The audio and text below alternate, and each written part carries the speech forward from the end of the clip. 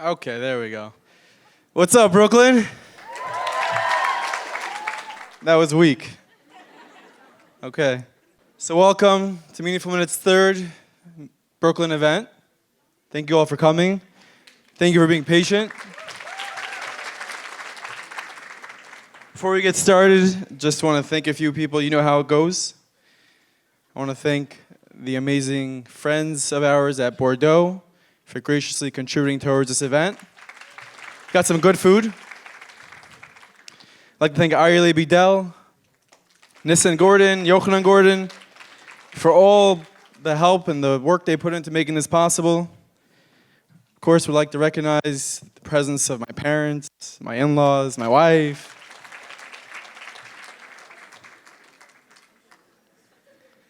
This event has been sponsored for Shalema, for Rachel Chana Malka Bas Toba, and Pinchas Chaim Ben Leah, and a schus for all people who are looking for Hashem in their lives. Amen. So before I introduce the featured speaker tonight, who you're all here to see, Rav Gav,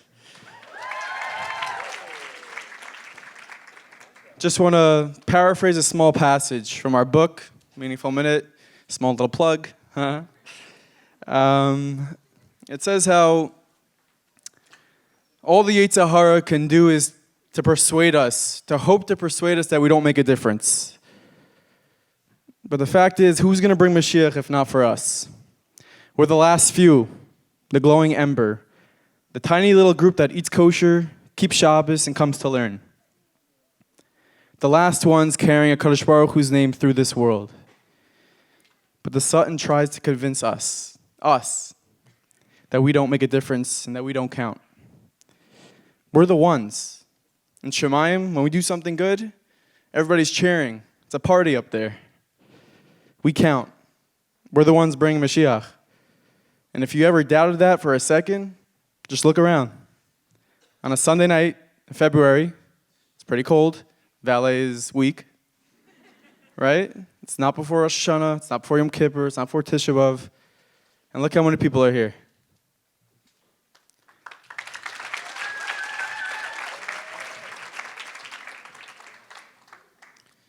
So thank you so much for your dedication. Thank you so much for showing up, for always showing up. Thank you so much for watching our minutes, for sharing our minutes. And we hope to continue for a very long time. And without further ado, I'd like to introduce none other than Rav Gav.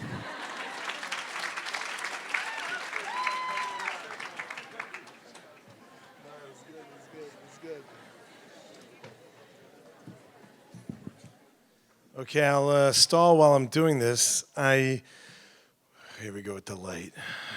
I rarely get nervous when I talk. And now is no different.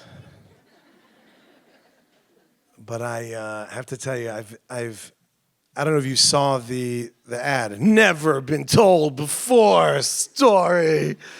But the story's never been told before. Is it, hold on. Are we up? All right, here we go. All right. So this is, you got to bear with me because I have to be I got to tell a little truth, but I didn't make that ad, so I'm allowed to say whatever I want. I never told this story before, not on Shabbos or Yom Tov. And I actually told Nachi right away when I said I got a great story. He goes, don't tell anyone ever till we make a thing. So I said, okay, I will not ever give it in a forum where it can be recorded. Let's put it that way, in order that we could actually do it together. So if you were on a retreat with J internships on some random kibbutz, then you heard this. But you probably were not there. And if you were in one other place, you'll know in a minute. All right, here we go. First and foremost, hold your clap, and then when I do this, it's your thing, because I see you guys are confused when to do it. So what we're going to do is like this. I'm going to just ask you to clap in a moment. A tremendous yesher koach to Nachi Gordon, and you know, if I start saying everyone else's names, then I'm going to forget someone's name. And just to be honest, I don't know anyone else's name. But I'm kidding, Moshe and David. Yosef, Yocheved. But I want to just give a tremendous יישר כוח because Meaningful Minute, I don't know how many of you see, some of you are the ones that write it, but how many of you see the comments that people send in because of the chizik that they get from Meaningful Minute. It's quite amazing. They have incredible, incredible content with amazing speakers. And it's really it's doing some major things to change the world. And really a tremendous יישר כוח to Nachi, to his family, to his Rebbetzin for letting him do it all hours of the night. And I know because I'm in contact with him during those hours. And for everyone else involved. Ready, go, do it. All right. Okay, enough stalling. I just have to say, I don't want to say who this is yet because I want them to stay to the end. But I have so much gratitude and appreciation to somebody, more than somebody that came, but a few people that came. But one in particular, which I'm going to get to soon. So you know who you are. And maybe you don't, and it's just awkward. But it could be you live like in a place that sounds like Scar or White or whatever. So I just want to give a tremendous shout out to whoever you are. All right, so here we go. So this is called Kisses from Hashem, a personal hashgacha story. Some people think that this story that I'm going to tell is a story to do with me in particular when I had certain things that I had to go through. It is not. Although it is with me in particular, it was something that I had to go through. And the story goes like this. Slide 1. Okay, now slide 2. A little over a year ago. Oh, I forgot to do something. Okay, a little over a year ago, we had a little bundle of joy. Was born to us. His name is Yehoshua Aaron, and he came out into this beautiful world. And thank the good Lord, we were blessed. We were blessed, and we are continuing. My wife and I are continuing to be blessed with a number of beautiful children. If you pay attention, you'll figure out how many throughout the talk. And all right. Everything's wonderful. This is December 16th, 2018. December 16th, 2018. For those who need the Hebrew date, it's saying. So, anyway, I'm totally blanking on the date. Fine, but the point is, December, for everyone to understand, December 16th, 2018. And baby's born. I go home after to make sure everything's okay with the kids and whatever. And then I'm going to pick up my wife from the hospital. She was there for about a little more than a day and a half or so, maybe 2 days, maybe 3. You have to ask her. And what ends up happening is I get the following message when I'm on my way back to go pick up my baby. This is the message I get from my wife. His sutures are closed on his head, which means he needs a neurosurgeon. They know Dr. Levine. That part's not relevant. I decided to keep the stuff in so it looks like a real message, but it actually is. So I wrote serious, and then my wife said, they said it's not very serious. Now it's funny, I didn't notice till right now. I didn't mean, is it serious? I meant, are you serious? That's what I meant. But my wife isn't really the one that would be like, hey, let's get a neurosurgeon. Just kidding. It doesn't really her type to do that. But they said he'd probably need surgery, hang on, can't talk with the doctors and all that stuff. Now, I don't, you have to understand, whenever you talk about the idea of medicine, a baby's just born, it's a time of joy and simcha. And now you say that, hey, your kid needs a neurosurgeon. And then you throw in the concept, then she threw in the words when I spoke to her, pediatric neurosurgeon.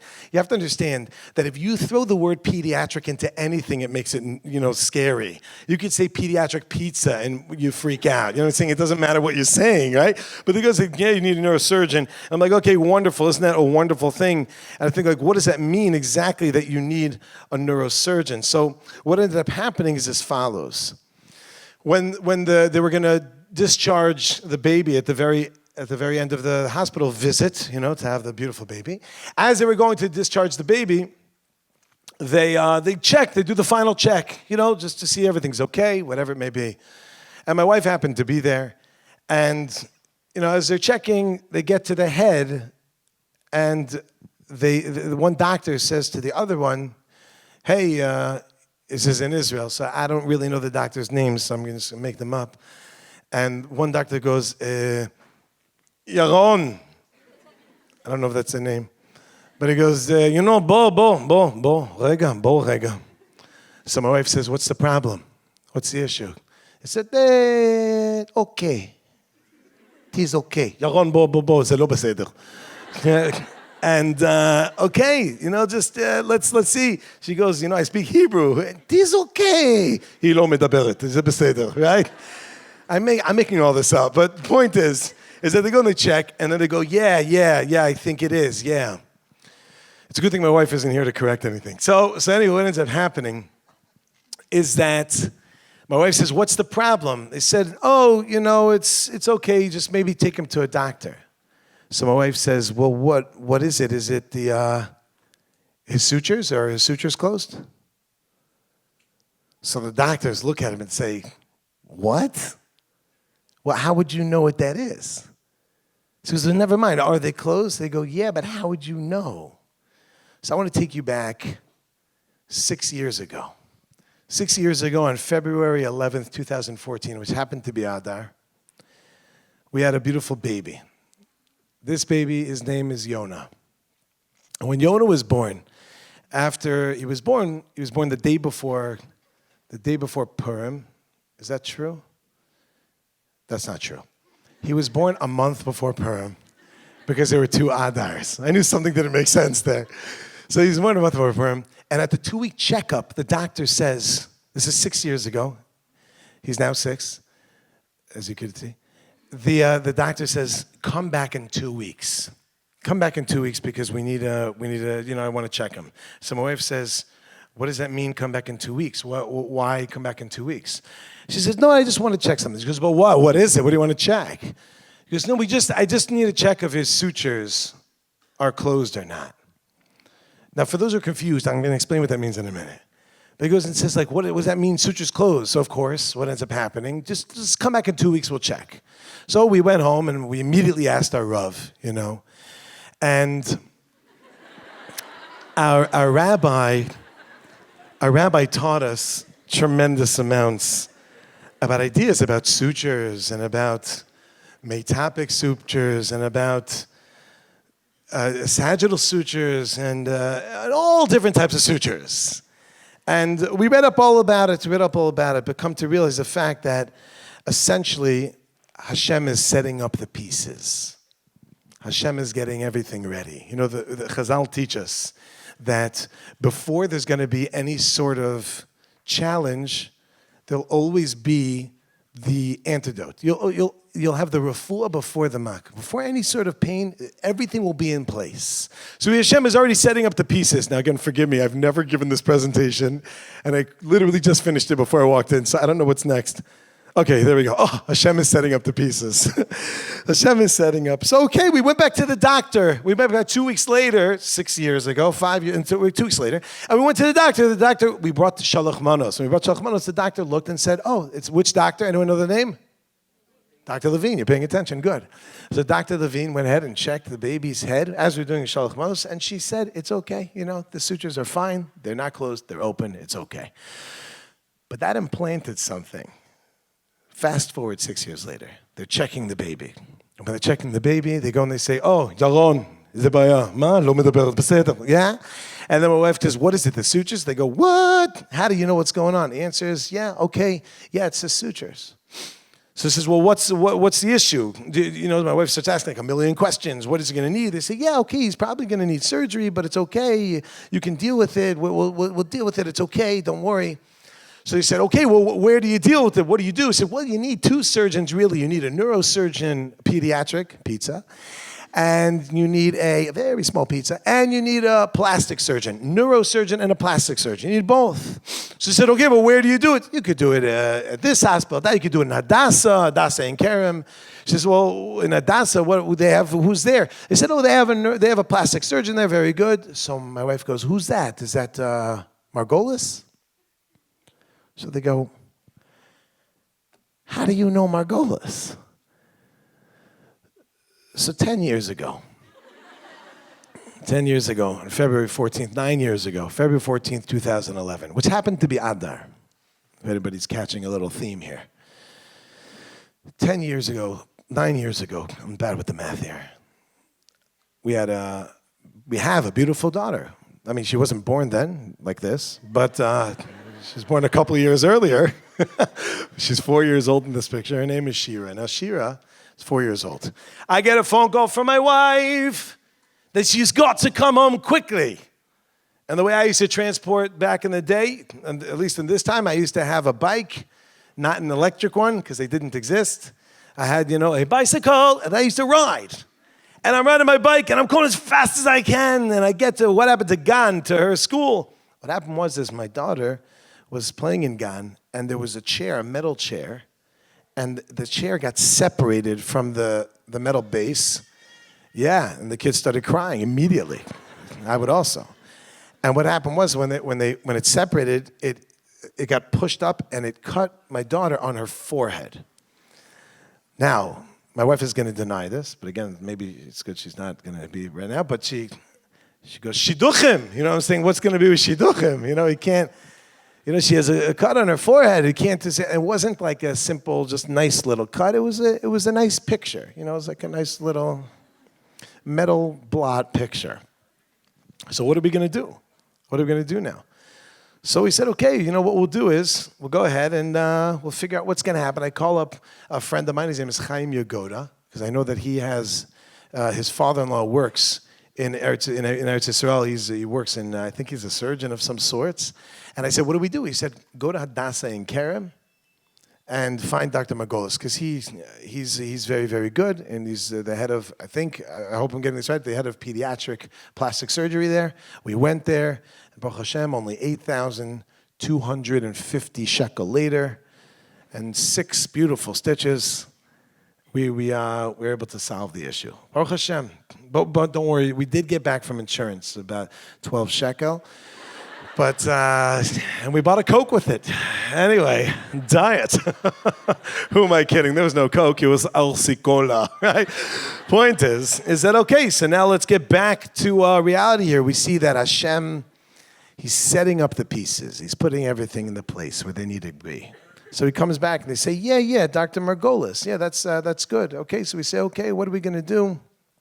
In the meantime, fine, my wife comes home. We say, what are we going to do? We got to deal with this. We also have to deal with the bris, right? You got to make a bris. And they weren't even sure if it was really the issue that they thought it was, this thing with the sutures, which they call craniosynostosis. They weren't even sure if that's what it was. It's a lovely nickname to call someone, hey, craniosynostosis boy. Right? But they go, okay, fine. So they weren't even sure. We have to go to the doctor to see what's going on. And they end up we have to make a bris. So we go, and Baruch Hashem, we were blessed to make a bris and able to make the bris by Rav Chaim Kanievsky. Rav Chaim Kanievsky, for those unfamiliar, is a Gadol Ador, right? A tremendous tzaddik and Talmid Chacham, lives in Bnei Brak. And when we went ahead, we brought to Rav Chaim Kanievsky. This is him by Rav Chaim. If you could see, Rav Chaim's hand is on his head. Because I don't know if he does it in other places. And I know that right beforehand, I told him what's going on. I said that we're not sure, that maybe something with the head. And so he said, what do you think he said? Right? Bua, right? But he didn't say bua. He said to me, Refuah Shalema, Bracha v'hatzlacha, shetisku legadlo l'torah l'chuppah l'maisim tovim. Now, if you know who Rav Chaim Kanievsky is, that's not normal. You understand? He took a whole 12 seconds for me, and that's a big deal. That's a big deal. I'm sure you know the story of Rav Chaim. Bua, for those unfamiliar, is an acronym for Bracha v'Hatzlacha. So instead of saying Bracha v'Hatzlacha, he says Bua, just a shortened version, Bua. So there was once a very wealthy guy who came to Rav Chaim Kanievsky. He gave a lot of money. He came to him, and Rav Chaim turned to him, and he said, he looks over, and he says, Bua. And the guy goes, that's it? I give so much money, and all I get is a Bua? So Rav Chaim turned to him, and he said, Boo-ah. Okay, if you want something more, bring a kid with craniosynostosis, right? So anyway, go ahead. And happened to be that day was his 91st birthday. Now, it just dawned on me, 91 is Gematria Amen. Amen is Kel Melech Ne'eman. Little ideas, just little hints. We trust. Hashem knows what's going on. Hashem knows what's going on. 91st birthday, going on over here. And okay, everything's good. Now, what's fascinating is that we were deciding, what are we going to name him? What are we going to name this kid? It was right when Rav Aaron Yehuda Leib Steinman had passed away, very, very recent to that time. And maybe we'll name him that. Only one problem, we have a son named Yehuda, so we can't call him Aaron Yehuda Leib. He said, okay, maybe we'll do Aaron Leib. My great-grandfather's name was Aaron also. And I liked the name. I wanted that to do that also. Fine, we'll do that. Then my wife says to me when he was born, she calls me up when I was home before she had came back. She goes, you know, he doesn't look like an Aaron Leib. I said, what exactly does an Aaron Leib look like? Like, what does that mean? She's like, I don't know what to tell you. It doesn't look like an Aaron Leib. So my daughter comes over to me. She goes, I know what you're going to name him. I'm like, yeah, what am I going to name him? She goes, you're going to name him Yehoshua Aaron. I said, yeah, okay. Yehoshua Aaron. Now, Aaron was one of the names. It was interesting. We're contemplating Aaron, but Yehoshua wasn't even a thought. I said, why would you say that? She said, I had a dream last night that you named him Yehoshua Aaron, or I forgot the second name. Maybe I wrote it down. She said another name is either Yehoshua Aaron or another name that's going to go on over there. Okay. I was speaking with my Rav. We're trying to figure out what are we going to name him, because he doesn't look like Aaron Leib. Everyone knows that. So in the end, we decided that we're going to name him Yehoshua Aaron. Nothing to do with my daughter's dream. My Rav said, you know, it's a good name because, you know, he's going through something now. And Yehoshua, Hashem should help. Hashem should save. It should be a Yeshua. Yehoshua Aaron, your name is okay. So he said, okay, that's not a bad name. And then I remember when it happened, my daughter telling me, not only one daughter, two daughters said it. Two daughters had said it. Maybe they convened with my Rav. But the point is that they decided what's going to happen over there. All right, so we go ahead. We had the bris. Baruch Hashem, everything was successful with that. We move on. What ends up happening then, we got a little bit further. We go to the doctor December 25th, whatever that may be, but that was the day we went. And you know what December 25th is? It's my other daughter, Adina's birthday. And Dr. Levine confirms, yeah, it's craniosynostosis. Now, what in the world is craniosynostosis? Allow me to explain. I hope I get this right, doctor. All right, here we go. So we know that this is an aerial view of a skull. A skull is your head, right? The hard part. Now, if you have different areas that's going on over there, if you can notice the frontal bones and metopic sutures, and I'm not going to even try to read the rest, but there's stuff going on over there. Now, one of them, you see on the right side, 1, 2, 3 down, it says a sagittal suture. It's that one that goes from the fontanelle, that little soft spot. You know that spot that everyone's like, be careful, don't touch the soft spot. Do you know what I'm talking about? Yeah? Someone hands the baby, oh, it's a good thing you told me because I was about to go, whoosh. Like, what do you think I'm going to do? Like, no, it's soft, you know? Anyway, all right, that's called the fontanelle. Now, from the fontanelle, going back, that little suture, sutures means these openings over there, that's called the sagittal suture. This is another view of it, if you want to take a look from an actual CT scan of what it looks like. That little red thing is called the sagittal suture. What happened with our beautiful baby is that this suture is meant to be a suture, which means meant to be open. The skull is not meant to be fused together. As you see, you have those lines going across. Those lines are meant to be there. And the reason they're meant to be there is an opening, and therefore when the brain starts to grow, then it starts to push open the skull. And as it pushes open the skull, then it starts to grow, and so on and so forth. This goes on for a number of years. I hope I'm right. I believe this goes on until you're in your late teens and early 20s, that it continues to grow. And then it solidifies, hardens, and then that's what it is. But all right, the problem was that he had this one, that little red line, that was fused together. Now what's the problem? The problem is that now the brain, when it tries to push, it can't push. It's not able to push out this way. It can only push out front and back. It can't go side to side. So what happens is that the head starts to grow very long and narrow. What's the problem with that? Well, number one, it looks a little different. But besides it looking a little different and just aesthetically, is the problem that could arise, doesn't have to, but it could arise, be very dangerous, is that it can put pressure on the brain. It can put pressure on the optic nerve, and it can cause major issues. God forbid it can cause some major issues. So you may have to do some things which may be something called surgery. So this is essentially what ends up happening. We get thrown into this world of darkness. So wonderful. We have this thing, Hashem's setting with the pieces. We heard of something called craniosynostoses. And by we, I mean my wife, because we asked Rabbi Google. And then we have this familiarity. We go back 6 years, we go back 10 years, you come back, and all of a sudden, vice, very good. But now what? What do we do practically? How do we deal with this circumstance, this situation? So in comes a good friend of mine. We're going to go back now. 23 years ago.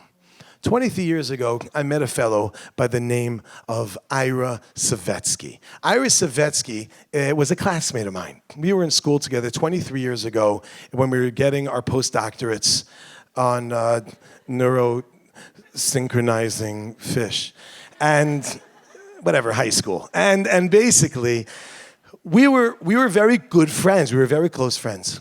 We lost touch.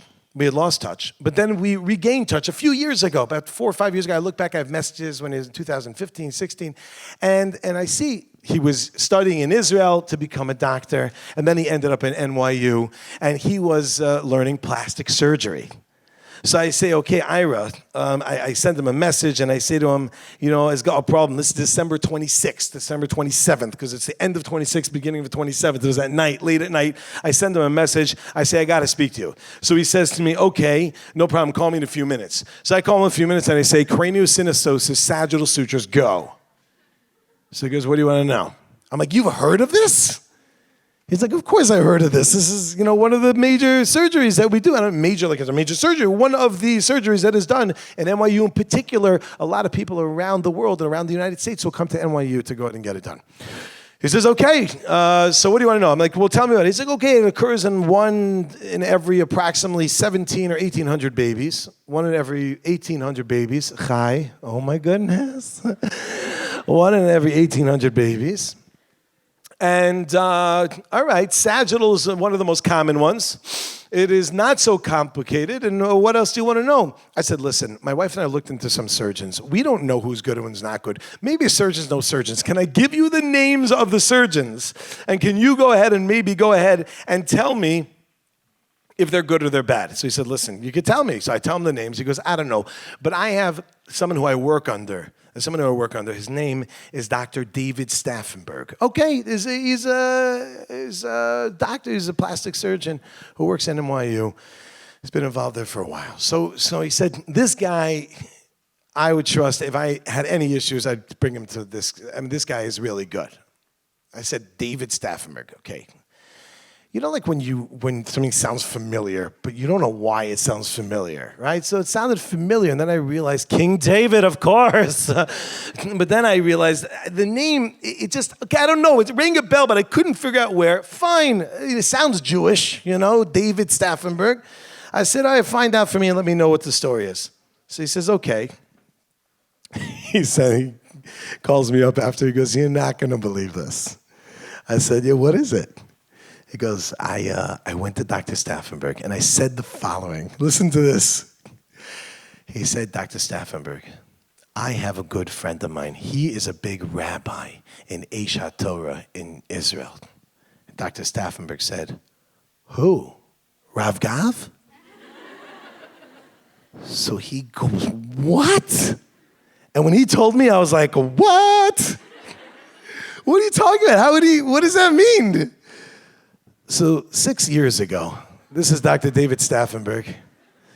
6 years ago, it's my brother. 6 years ago, I was invited to go to a place called Cancun, Mexico. The things I do for Klal Yisrael, I'm just, it's rough, but I'm there for Klal Yisrael. 6 years ago, I was invited to come to Cancun. I don't know what's next. There you go. She's under 3. Relax. It's a he. Anyway, so go ahead. And I was invited to Cancun. All right, we'll go back. And what happens? We're there. We're going for a Pesach program. Now, it was a very strange thing to get invited. I didn't even know who the guy was. His name was Jeremy, this guy who ran the program. How he got to me from his sister-in-law, from this other woman, from the friend, from the community, from the thing, from the that. I'm like, all right, he calls me up. He's like, you want to come for Pesach? I said, where? He says, Cancun. I said, absolutely not. Why would I ever want that?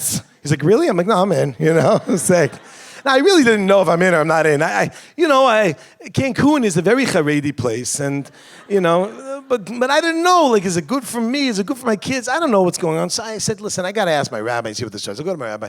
He's like, what's this? I said, I almost want him to say no. I don't know why, but I was like, what's the story? He's like, what's the program? I said, yeah, I don't know, maybe a little more modern for me. I'm not sure, whatever.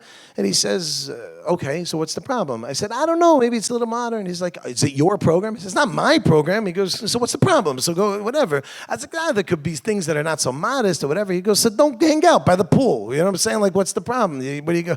I said, it's Mexico. There is only a pool. There's nothing there. No, I didn't say that because I didn't know that yet. Anyway, the point is, I'm like, all right, fine. You know what? I'll go. Nebuch, I'll go. Right? So I end up going there. What's next? Oh, another one. That's nice. Anyway, do you remember this? And this is beautiful. Anyway, so okay, what ends up happening? Hashem's setting up the pieces. I'm in Cancun, and I'm thinking to myself, what in the world am I doing there? Because it ended up being, they called it was like modern Orthodox, but I think that maybe it was a mistake. There's a typo. It was just modern. There was no Orthodox. Now, what do I mean by that? Of course, there was a contingency of modern Orthodox, but there were some people there that was like, I didn't look, maybe, but there were people in their bathing suits in the dining room on Yom Tov that were taking pictures. It was very uncomfortable. I'm not saying everyone was like that. I'm just saying everyone was like that. And it was like a very okay, it's not true. It's not true. But there were a few like that that just made it a little, okay, and I gave classes. And, I'm giving classes there. How many people are going to come to a class? Clearly a lot, There were about 14 people that came to my class. That's like nobody came to the class. It was the craziest thing. But there was a couple that came to every single one of my classes. Dr. David and Nadine Staffenberg. And when he told me Staffenberg, and then he said he knows me, and then I looked back at emails, I'm like, oh yeah, I know this guy. Like, as soon as I saw the picture, I realized, you know how it is. You meet someone, you get the name in the beginning, but then you don't really get it, It's like, hey, how are you? Hey, my name is I'm saying, oh, nice to meet you, and you don't really want to ask again, and then you start hanging out, and then it just gets uncomfortable. What are you going to ask? We're hanging out already, We ate together at the meals. I remember the last day we were standing watching fireworks, again, for Claudio. So we were watching fireworks, and we were talking, and I even remember him telling me that, I'm like, what do you do? He's like, I'm a neurosurgeon, a plastic surgeon. I said, I hope I never have to know you, right? Little did I know. Let's just go back for effect. Hashem is setting up the pieces. Hashem is setting up the pieces. The refuah before the makkah. We're already ready.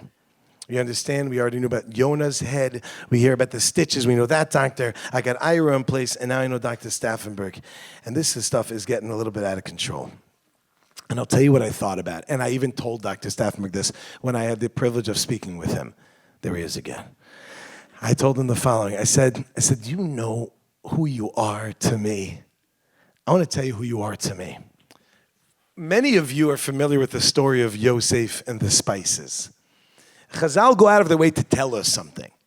Yosef is having not such a good day.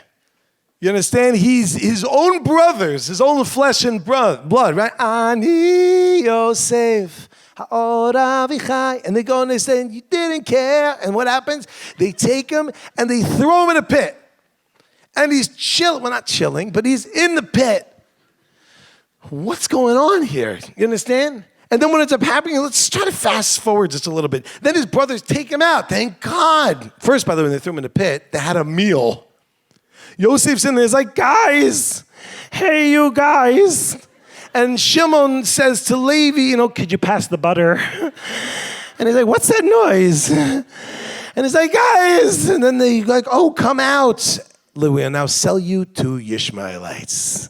And then he gets sold to Egypt. Then he gets sold, and he ends up in a pit in Mitzrayim for another 12 years. Has anyone ever flown El Al? Have you ever flown El Al?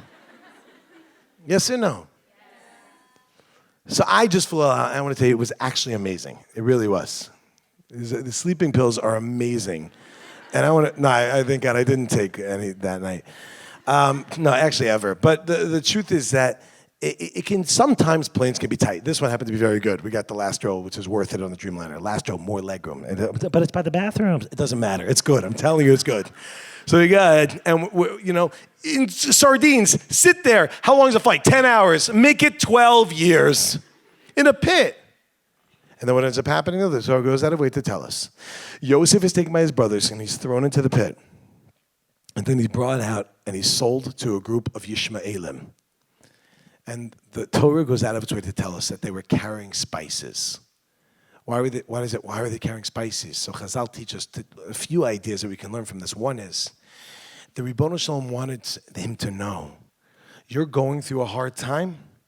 You're going through something which is rough. Imo anochi b'tzara. I'm with you. Hashem says, I'm with you. You're having pain. You think I lost you. Most of the time, these merchants would carry this very disgusting smelling oils. He says, but now they have with them spices, besamim, beautiful smelling spices. Did you ever stop and think about that? You think Yosef is in the pit going, help? They bring him out. Yishmael comes. They're like, come with us. And he's like, no. Wait a minute. Is that Old Spice? I feel better. It always bothered me. Really? Everything's okay now because you just put spices? What are you talking about? The guy's thrown in a pit by his own brothers and he's sold to someone who has no idea where he's headed. And all of a sudden it makes it okay. What are you doing? But when Ira told me what Dr. Staffenberg said, and they said, I can speak with him? And I called him. And he says to me, hey, how you doing? I said, oh, just dandy. He says to me, I've been watching you for the last couple of years, your shiurim online. And I said, well, I've been watching your talks on medicine, of course, I didn't say that. I wasn't even thinking it. But I said to him, I want to tell you something. I never understood what it meant with the spices until right now. I'm not out of the circumstance. I'm knee deep in it. I don't know what's going to happen. I'm a little bit nervous. I'm a lot nervous. What's going to happen over here? But I know one thing. Wow. In this darkness, I felt there's a light. In this darkness, I felt like, wow, imo nochi b'tzara. And I felt, and I told him this, and I hope he remembers. I told him right away. I said, you're my spices. You're my spices. I'm Yosef, of course.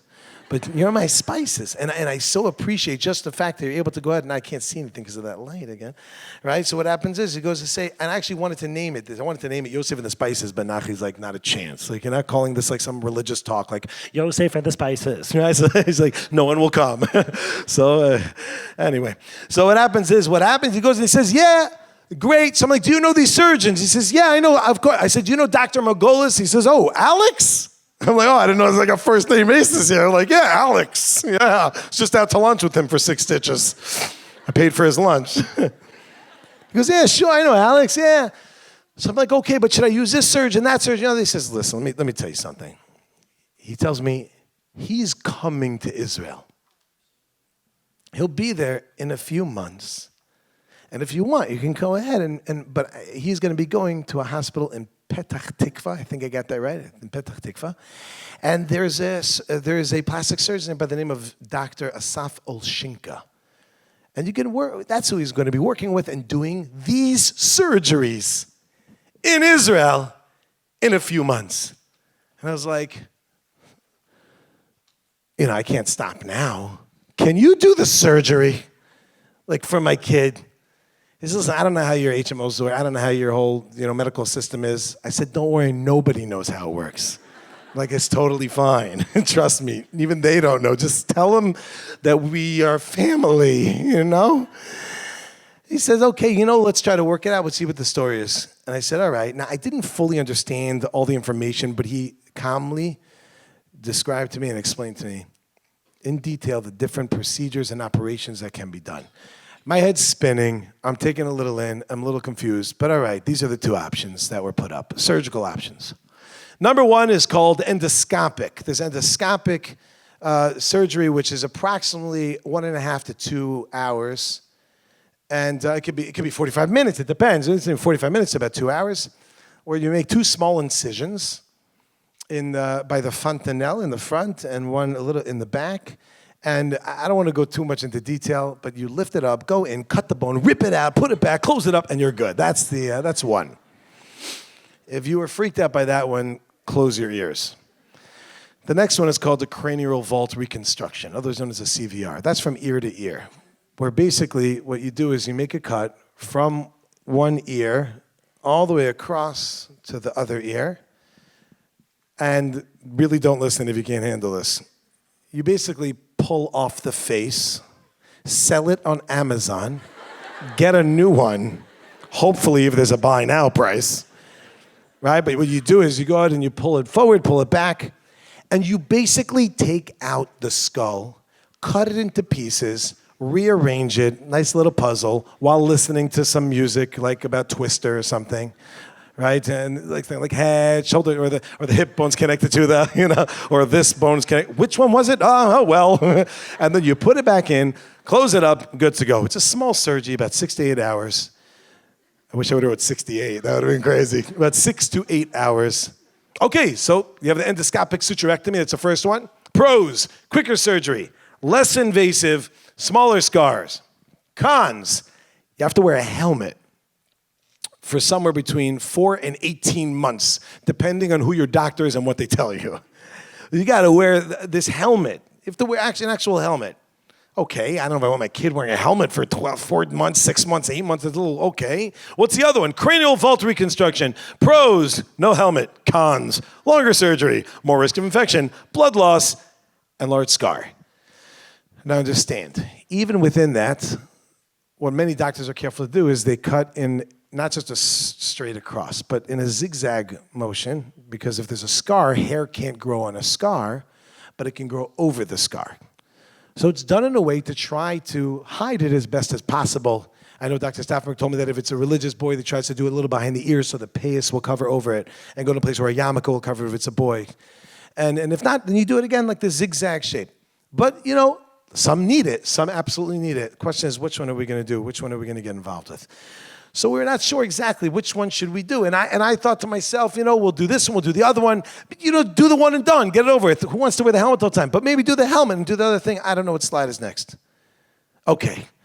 So we end up deciding we're going to go to Schneider's. This is the hospital in Petach Tikva. It's a children's hospital. Excellent hospital. Excellent hospital. At least what we were involved with was phenomenal. Phenomenal from start to finish. We end up going to the hospital and we meet with Dr. Olshenko. And he starts going through different ideas. We walk in. I said, hey, our name is so-and-so. He says, oh, yeah, you guys are from Jerusalem? I said, yeah. How did you know? He said, oh, Dr. Staffenberg already sent me a WhatsApp. You understand what that does to a person? I said, you don't have a kosher phone? Forget it. Anyway, but the point is, I was like, this is what it does to a person. How does that make them feel? I was like, well, did he WhatsApp you? I'm glad. So let's talk, old friend, As if I don't know what's going on. I'm feeling like $1 million here. $1 million was back in the day. Like $1 billion here. I'm feeling like the national debt here, $21 trillion. And we're going, and he starts going through the different ideas. And I said, listen, I would really love if Dr. Staffenberg can do the surgery. I don't want to insult you, but, we're family, and that's my HMO thinks so. So if you don't mind that we can do that. He said, listen, I'll ask the neurosurgeon. He calls in the neurosurgeon. Neurosurgeon comes in. His name is Dr. Amir Kirshenovich. Yes, we call him Dr. K. Either Dr. Amir, Dr. K. The whole hospital's calling him Dr. Amir. I felt so uncomfortable. I'm like, this is like a pediatric neurosurgeon. Everyone's like, Amir. I'm like, what do you mean? What do you mean? It's Dr. Kirshen. They're like, yeah. I'm like, I get it, Dr. Amir, right? Okay, Dr. K. So he comes in. And I say, hey, I would really love if maybe Dr. Staffenberg can perform the surgery. He said, absolutely not. I was like, whoa, chill. I thought we're all friends here, I'm like, why not? He said the rate of mortality is a lot higher if you do it at this age. I was like, well, then I'd rather him not do the surgery. I was like, what do you mean? I was so confused. I didn't know what was going on. And then he started to explain. He was explaining because what he thought I meant was to do the big open surgery. But to do the big open surgery, he said, it's better not to do it so young, at 2 or 3 months. And he's coming when your kid will be 3, 4 months old. You want to wait until the kid's 8 months old, 9 months old, be a little safer to do such a thing. So I was like, I thought you could do it at 3 months. He says, no, that's a different surgery. That's the one when you go in endoscopic, the 2 little cuts and whatever. So I said, okay, so let's do that. He says, no, you can't do that here. I said, well, why not? He said, because you have to wear a helmet afterwards. I said, fine, so we'll do that. We'll do the helmet. You know, I at this point, I'm not even choosing which one to do based off which. I just wanted the doctor to do it, Dr. Staffenberg. So he said, no, you can't do the helmet one. I said, why not? He said, there are no helmets in Israel.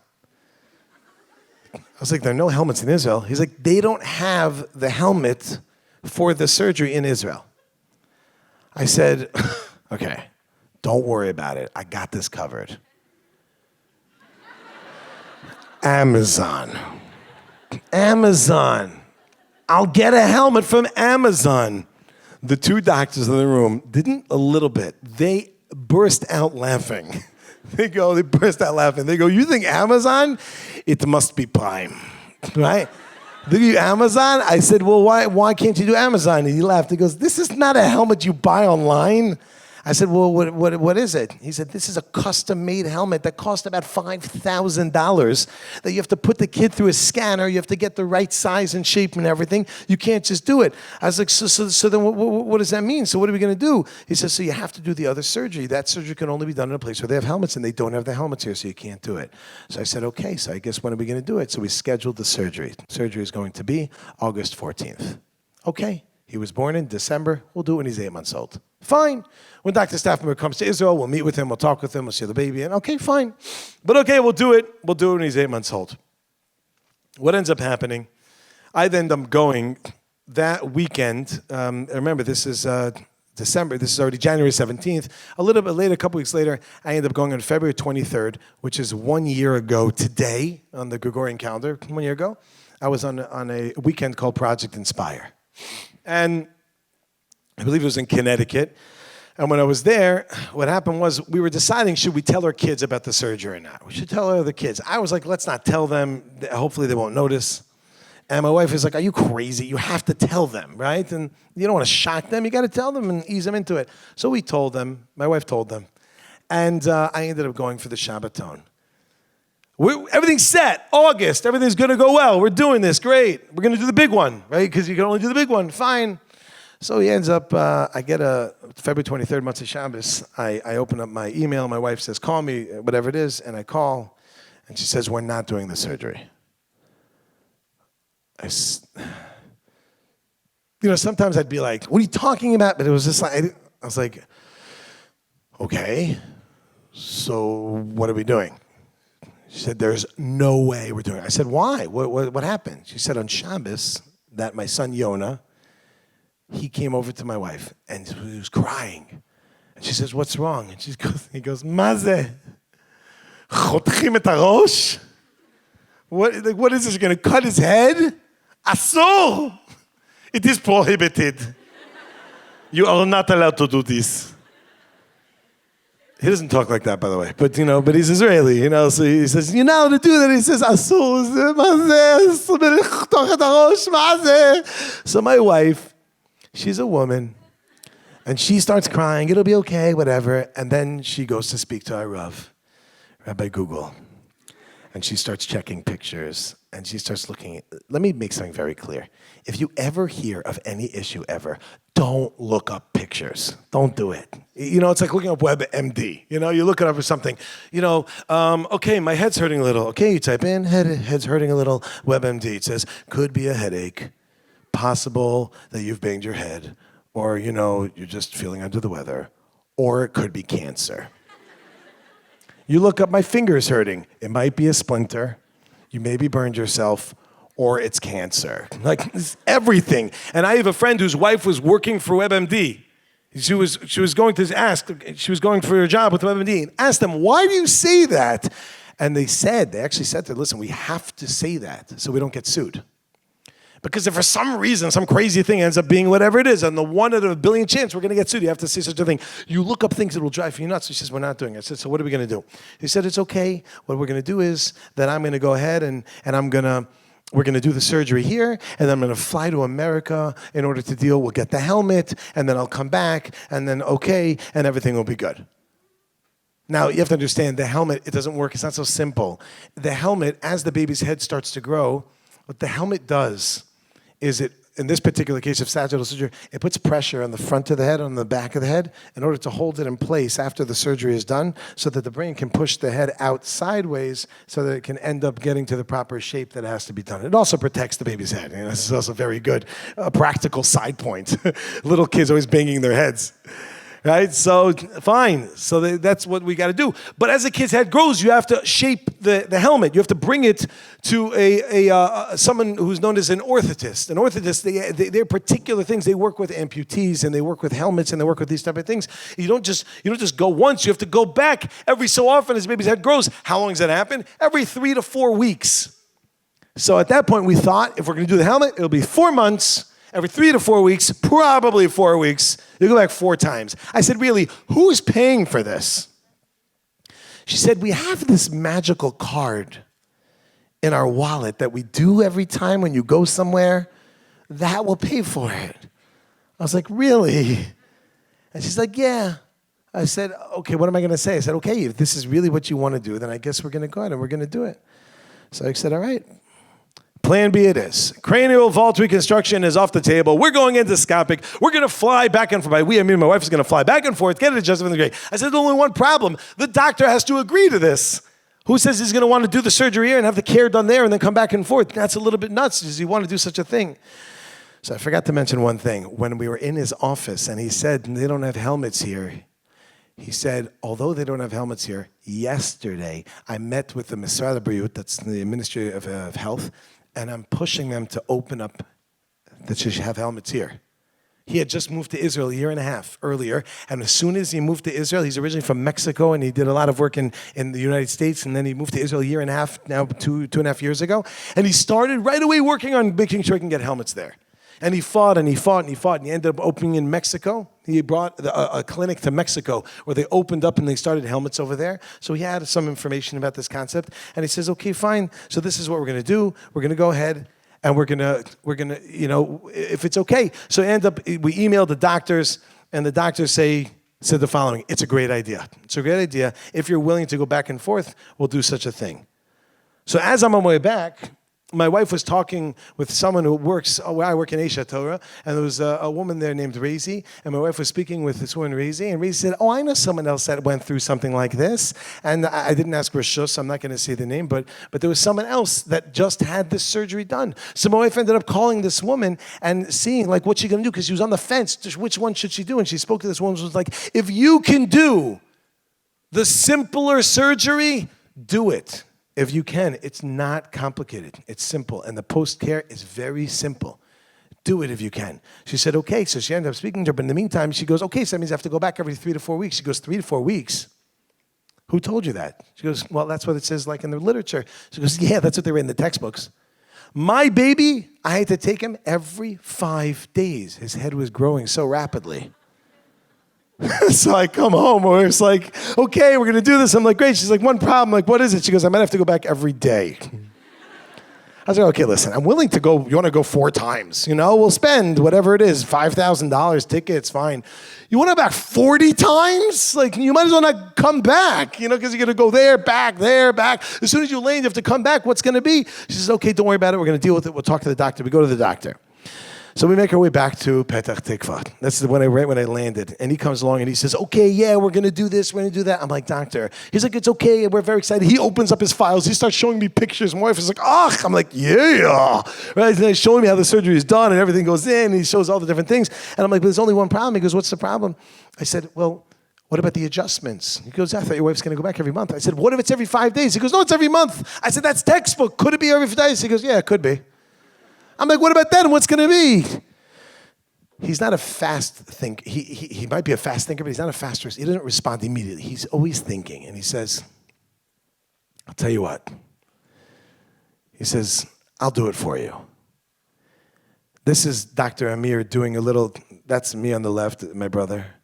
And you can't really see him. Then I'm holding a helmet open and he's adjusting he's doing it by hand because they didn't have the equipment yet. He's adjusting the helmet according to what has to be done. Now, I want to explain to you what that means to adjust it. An average person who works as an orthotist gets paid, it's a profession. I did a little research and I saw that in 2018, they get paid approximately $73,000 a year. Okay, you're making a living.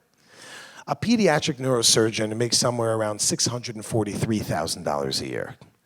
I think Obamacare changed it a little, but all right, they $643,000. Tell me, that's like asking a major league pitcher.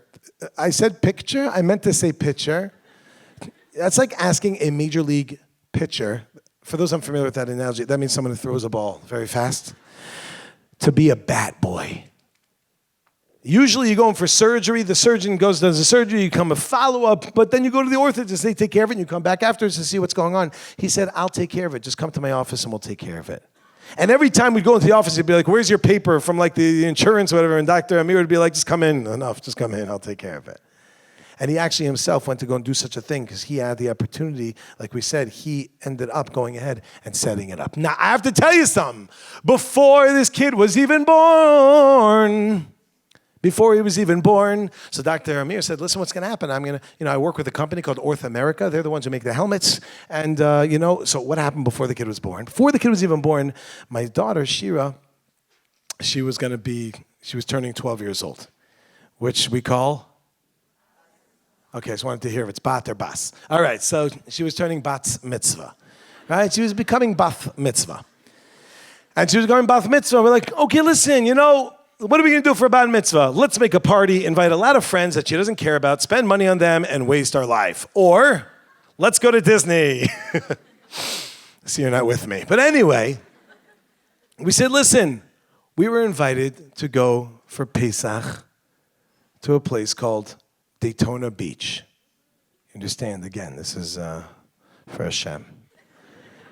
And we're invited to go, and we were going to land in Orlando. You land in Orlando, and then you make your way to Daytona Beach. We said, let's go a couple of days earlier, and we'll go take the kids around. We'll see what we can do. Maybe we'll go to Disney. Maybe we'll go whatever it's going to be. So beautiful. We go ahead, and we set it up, and we get to go. That picture is actually our picture. This one's not stolen. This is like one of the pictures. We end up going. We said, we'll go. We're going to get there. We'll have one day to do nothing. We'll just acclimate. Nothing. We had nothing to do that day. And then we'll go. We'll check out Disney, whatever it is. So when we go ahead and we end up meeting, if you see, okay, I put on a little weight, all right? But I'm a little self-conscious. It's not black. If you could look close at it, I could zoom in. It says on it, Shira's bat mitzvah. We just did that for the kicks, and when we were walking in the park, when we were walking by, people were like, Mazal Tov, Mazel Tov. We're like, thank you, and walking around, and we say, okay, we'll go to Disney. Yes, I'm wearing white sneakers. Anyway, the point is, they're gray, okay? Anyway, so we go out and we say, fine, we're going to go make our way. And Dr. Amir says, listen, the people that I work with, the Orth America, this big company, they manufacture the helmets in a place called Orlando, Florida. So I hope that's going to work out in terms of what has to be done. And my wife would say, like, okay, we knew that and we set it up and whatever. These tickets we had before he was even born. We had an empty day to do nothing. But apparently that empty day was not to do nothing. Hashem is setting up the pieces. He's getting everything ready. Let's see what's going to happen. So we go ahead, and what ends up happening? I end up coming home, and when I come home, we decide, right, this is from the thing, from Pesach, we meet in Petah Tikva, and we say, that's it, the surgery's now going to be April 1st. He's born December, he's going to be 3.5 months old exactly, 3.5 months old, and that's when we're going to do the surgery. So we decided to go to dinner that night. I don't know if everything there is kosher, but it was good. And the point is that we went to dinner at Waffle Bar in Paran. This is a bad depiction. But we went to Waffle Bar, and I dropped off my wife. I said, I'm going to go park the car. I come back. She ordered the whole restaurant. Just came back. She said, this is buy everything. We ended up getting the bill. And when we got the bill, it was 613 shekel. Exactly. And when it's 613, I couldn't help, I'm thinking 613. I just feel it's like, is he, okay, call me Hasidish. Go ahead. Anyway, so the point is, I was like, 613, another sign. I said, okay, I got to leave a tip. I always leave tips. And there's people like, I always leave 15%. So I do a quick math in my head. I said, okay, 613, let's just make it 600 to a little quick. Let's do the math together. 613, 10% is approximately 60. You take half of that, it's going to be 30. 60 plus 30 is 90. Add 1 for that little bit over for approximately 91. Afterwards, after I paid the tip, I thought to myself, 91. Kel Melech Naaman. Amen. Hashem is setting up the pieces. Everything is being put in order over here. Day of the surgery. I love that part. Day of the surgery. No, not again. Okay. Come back next year. Guys, come on, seriously. Okay, day of the surgery. Oh, thank you. Thank you, guys. Now, girls, come on. Anyway, so it goes like this, yeah? Day of the surgery. The nurses, and you have to understand how much we felt, how calm we were because of Dr. Staffen, because everything, learning about it, from understanding. And not only that, but this baby was so strong. And I know everybody says their baby is like, oh my gosh, they're advanced. They're so advanced.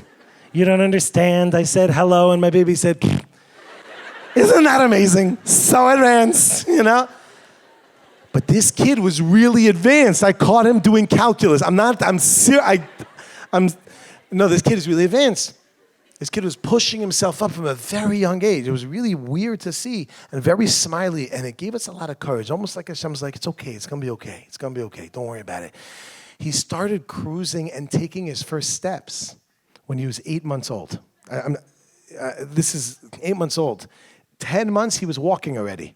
He's now 1 year and 2 months, he drives. And it is unbelievable.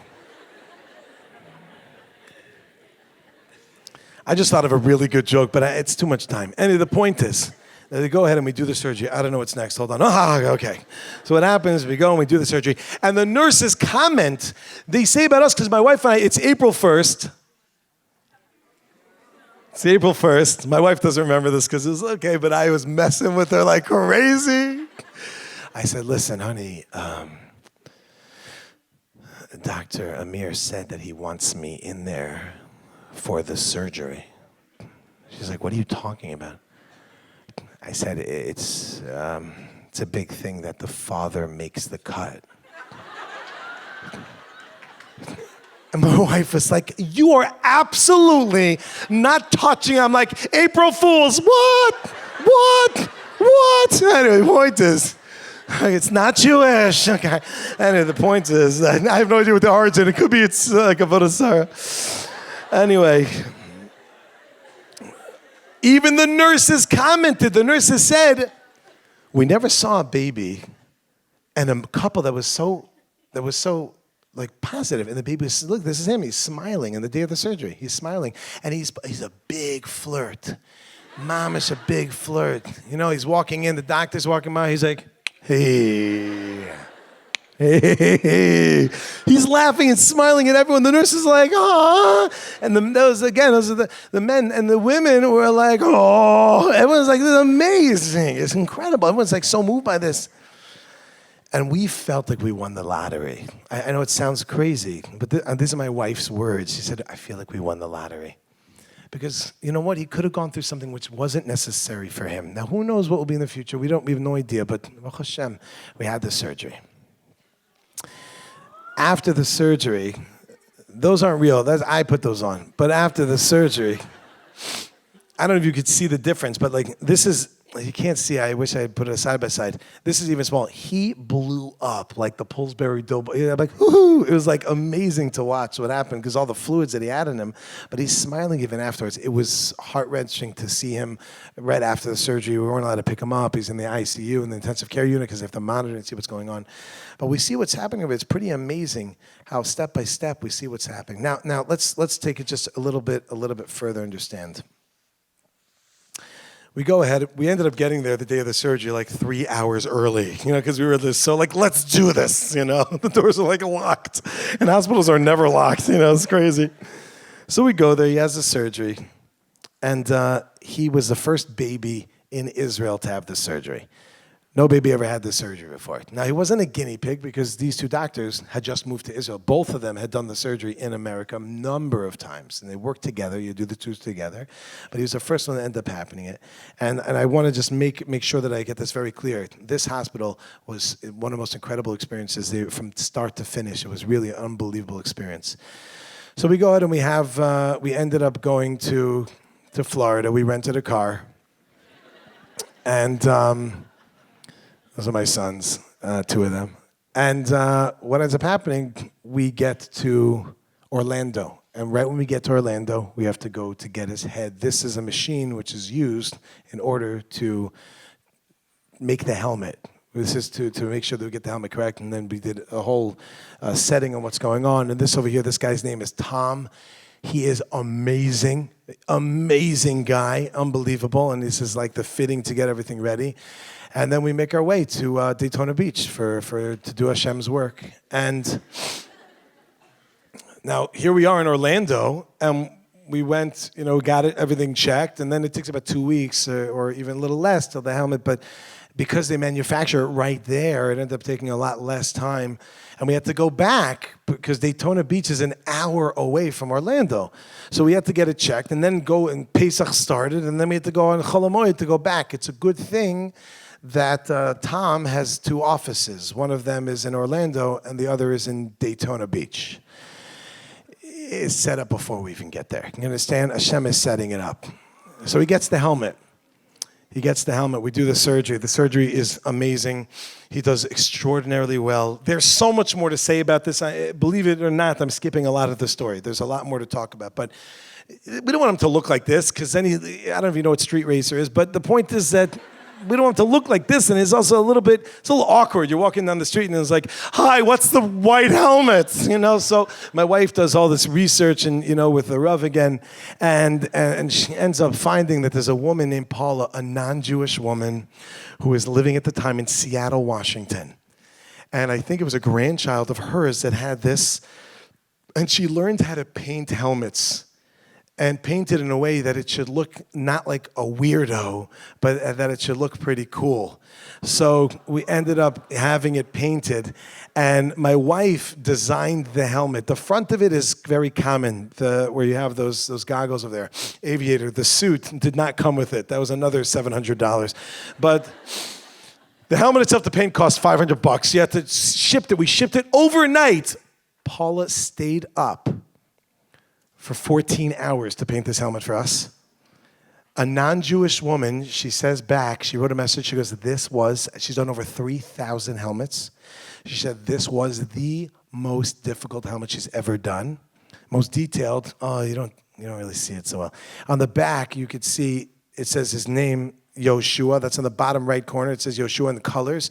And there's like characters, Disney characters, in between each one. On the bottom right, the yellow thing says under construction. And on the left, there's these dog tags. It's the aviator, and one says Yehoshua, Aaron, his name, and the other one says Ayiddish Cup. So what happens is she's writing, this non-Jew is writing Ayiddish Cup, Yehoshua, Aaron. She doesn't know what's going on here. She's like, what kind of name is this kid have, And she sends it over, and it changes everything, because now this kid is not a Nebuch case, he's cool. And we got on the plane to fly with this, and the pilot's like, well, does he want to sit in the cockpit? I was like, don't mind if I do.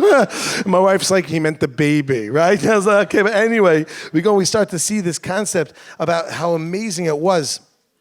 Go ahead, and they painted it. Oh, you can see it closer there. Right there it is, Yoshua Aaron. So you start. Okay, now, I don't want to show off, but on Pesach, my family and I are eating with Yaakov Shweki, T4. T4. I dropped the T4 there, baby. Anyway, whatever. I'm a cry for us again. And we're sitting with Yaakov Shweki and his family. For those who don't know who he is, he's a very famous Rav in Deal, his son. And we're sitting there, and he's wearing a helmet, and Yaakov's wife, Janine, says, oh, what is the baby, a flathead? There's a condition called flathead, plagiocephaly, where the head can be flat. And sometimes you wear a helmet to fix it. So my wife said, no, it's not flathead, it's something else. And have you heard of it? It's called craniosynostosis. And she goes, craniosynostosis? Do you know so-and-so who's on the program with us, Pesach, right now? We're in Daytona Beach. I said, yeah, I know who they are. I don't want to say the family name because I didn't ask Rishos. But there's a family that was on the program right now that the baby also has craniosynostosis. She says, what? I want to speak with them, whatever. We go ahead and we're meeting with them. And we're talking with them in the hotel. This is 1 in 1,700 babies, 1 in 1,800 babies. And as we're sitting talking with them, there's someone else walking by, and one of the people in the crowd, we go like, yeah, craniosynostosis. And the person goes, did you just say craniosynostosis? And we're like, yeah. And they're like, our baby has craniosynostosis. And I'm like, what? You understand the odds of that are 1 in 43 to the 7th minus 6. I have to ask my son, he does calculus. But the point is, it's astronomical. We're sitting there, and not only that, we all three knew each other. We were on a program, Pesach, 10 years earlier. We end up down another one, and here we are all dealing with it. And each one of us had different surgeries done. Amazing. One of them had what's called a Mercedes-Benz. Now, that sounds funny because you think I'm talking about a car. But a Mercedes-Benz is when all of the sutures fuse. All of them fuse. So that requires a major surgery, right, to open it up.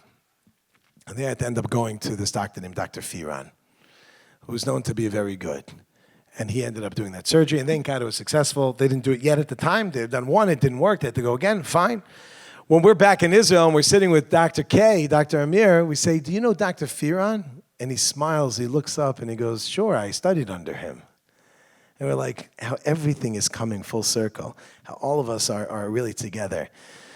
So he graduated. He graduated his helmet on his birthday on December 16th, which we know in Hebrew is, and as you can see, hip, hip, hooray, my helmet came off today.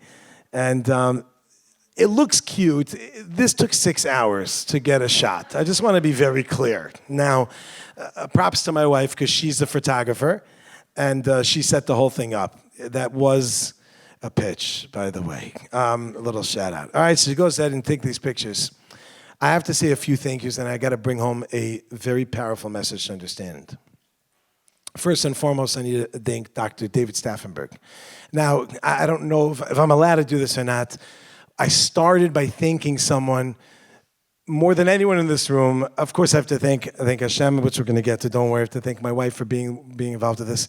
But Dr. Staffenberg lives, I don't know how far. How far is it? 15 like 15 miles from here. So Dr. Staffenberg, if you can stand up, I want to say thank you so much for Dr. David Staffenberg for come up and we'll say hello, yeah? For being here tonight. I know he's very shy and he doesn't do any talks, but Dr. Staffenberg was my. You smell delicious, like spices. He's my spices, and I have so much hakaras hatov, and I thank his wife Nadine for coming out and children for being here tonight. And he's now going to give a 12-hour surgery. Do we have any participant? Okay, so thank you very much for coming tonight. Thank you so much. Nothing more than anything. Dr. Savetsky, Ira Savetsky, if you can please come. He's not here. But anyway, I did invite him to come. I did, and I love him, but he didn't end up coming. Dr. Staffenberg was there for us, and he answered my questions patiently and calmly and everything. Ira, my good buddy who I grew up with, he goes ahead and he at all hours, I'm in touch with, he's a doctor, there's no hours, right? He goes ahead and he was basically there. Tom, who's not with us, but it would have been awesome if he would have come. He was a tremendous force that was going on. This is Dr. Asaf Alshinka, the other plastic surgeon that was involved. He lives in Israel, and he didn't come, but he did go to Disney once. This over here on the right side with the white glasses, that's Doogie Howser.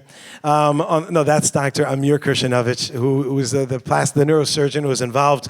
In the middle is another neurosurgeon that was there, and on the other side is Ella, who was a nurse, a ICU nurse, who was involved in so much of this, was so tremendously helpful. There's Dr. Kirshanovich again with the baby for PR, I'm serious. Anyway. So that's it. And my children, Kenan, and you didn't see how much. Anyway, but my kids, who were so involved in the process. They were so involved in the process that I can't even describe. When my wife would get nervous and say, like, what's going to be, what's going to happen? And my kids would be like, what are you talking about? Rav Chaim gave a bracha. Like, he said longer than Bua. You understand? He spoke out the words. It's okay. It'll be good. Like, don't worry about it. It's going to be fine. And then the star of the show, you know, I wish he would have, you know, I wanted my wife to come. I wanted him to come. And but unfortunately, you know, it's hard to travel. You're going to leave kids at home, whatever. Whatever, who cares? Why not? But my wife wasn't a big fan of that. And I said, but I really would love if she would have come. And what ended up happening is that one day I get an email from El Al. And the email says, I signed up to come. So my wife and my son ended up coming tonight. Tell him the calculus thing you're saying. E equals MC squared. Anyway, so point is that they ended up coming over here. And you don't need the pictures because you have, oh, look at that, it's done. So let me just put that picture back up. We'll keep it there because I'm not really done. But he basically came out over here with Baruch Hashem. He is doing phenomenally well. And thank the good Lord, everything is a tremendous thing. But I want to bring the whole thing full circle. Some people remember because it was a meaningful minute that came out when the whole thing started, and I said that my son needed tefillos, and there's no question, all these pieces coming together. The Ribbono Shel Olam Hashem is involved in every aspect of our lives. We just don't always notice it, and how apropos it was that my other son with the scare of craniosynostosis was born in Adar. My daughter Shira, who ended up getting the stitches, was in Adar. That my son's surgery ended up being in Adar. And now everything is being rearranged. We learn about the story of Purim, and when we talk about the concept of v'nahafachu, I know this is so cheap what I'm doing now, because like no other speakers can do, suckers! But anyway, point is that when we learn about the story of v'nahafachu, when we talk about the concept how HaKadosh Baruch Hu switches everything around, that we think we know what's going on, and it looks like a bunch of coincidences. But we start to realize, wait a minute, Hashem is just setting up the pieces. And one day it's going to come around. So we take a look and we see how what happened 6 years earlier, and 10 years earlier, and 5 years earlier, and 23 years earlier, and how everything is put into place. And one day earlier, and before he's born, we have the tickets made to go to Orlando to make sure that what's going to happen, that they're going to end up being able to have the opportunity to do the helmet, and it's going to be sitting there. And then there's another one. Hold on.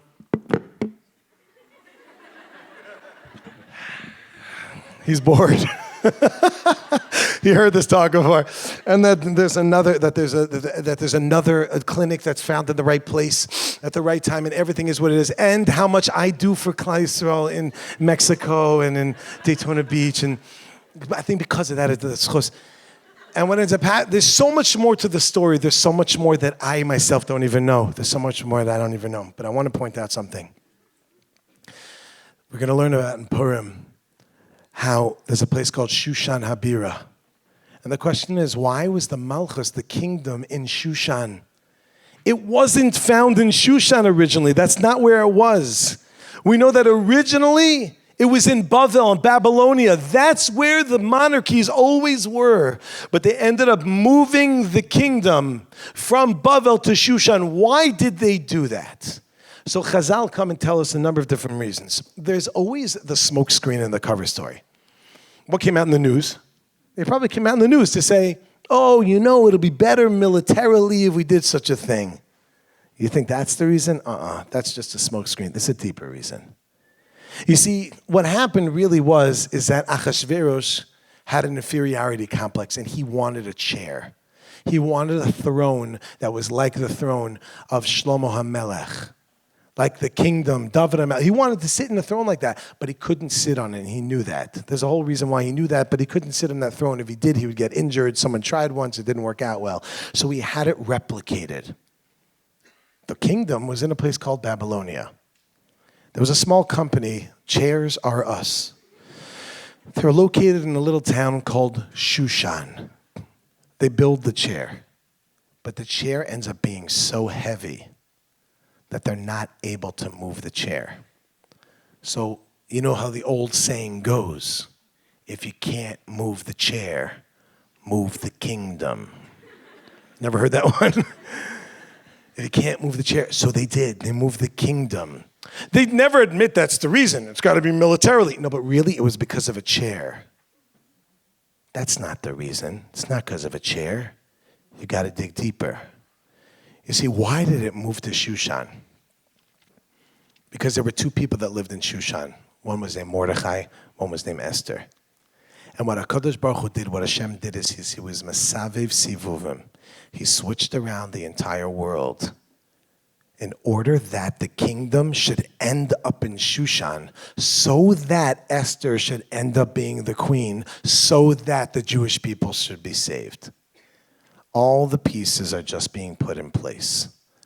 And we have to say to ourselves, when we start to feel something's going on, number one, Imo anochi b'tzara, HaKadosh Baruch Hu is always there.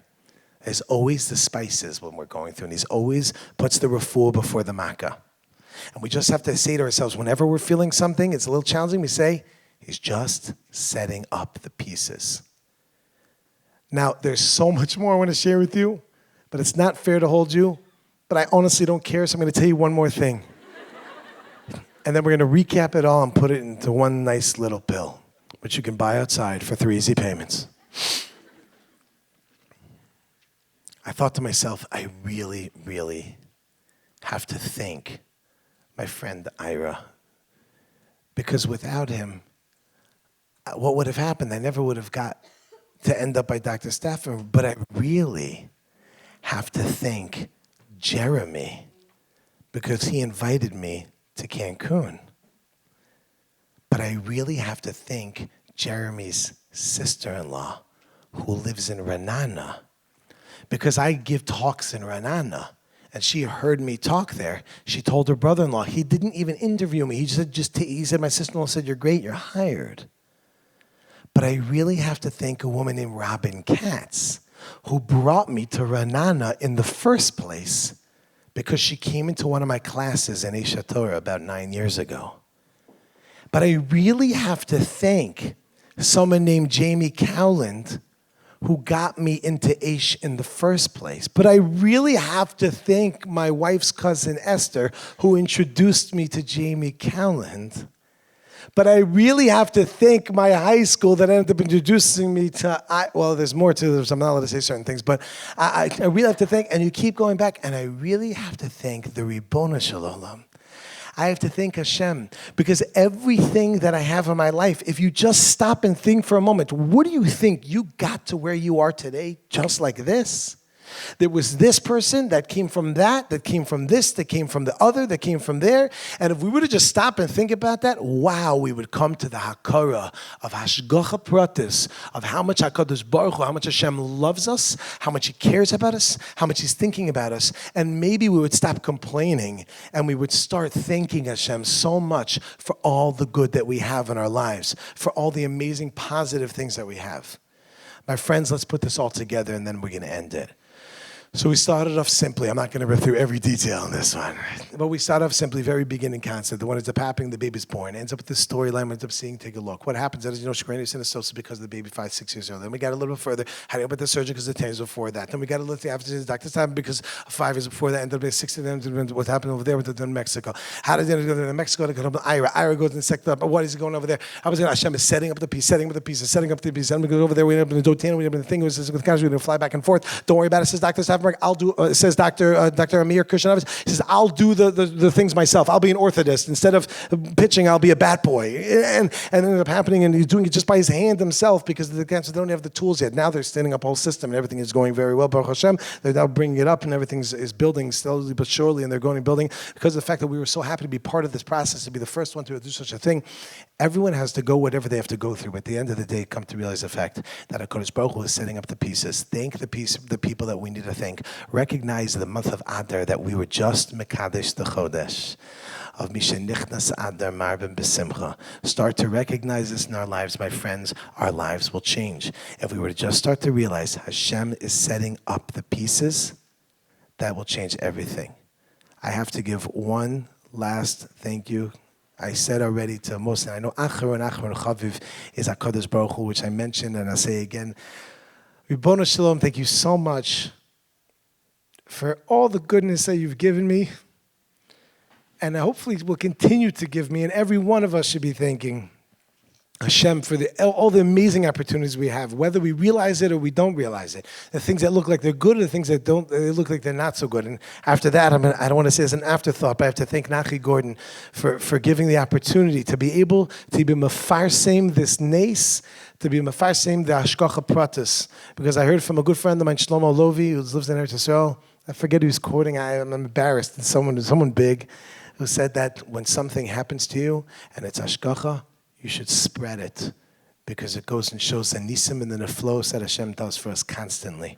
So a big, huge hashikoch to Nachi Gordon for giving me the opportunity to be able to do this, and to Meaningful Minute, and to all of you for coming. And he did not ask me to do this, but I'm going to do it anyway. To set this up and to make this happen, this is a beautiful free event that's going to cost you now. If you have the opportunity of giving money, no, you don't have to, but if you can, that's great. But that's not even what I'm going to say. Spread the opportunity for more people to learn. Open up the concept of Meaningful Minutes. Send it to 3 friends. Send it to 5 new people. Let this grow and grow, so that Be'ezer Hashem, the more Torah we learn and the more connectivity that we have with one another, then Be'ezer Hashem, with all that, we'll be able to bring Mashiach finally, B'mher B'yameinu. Amen. Thank you very much.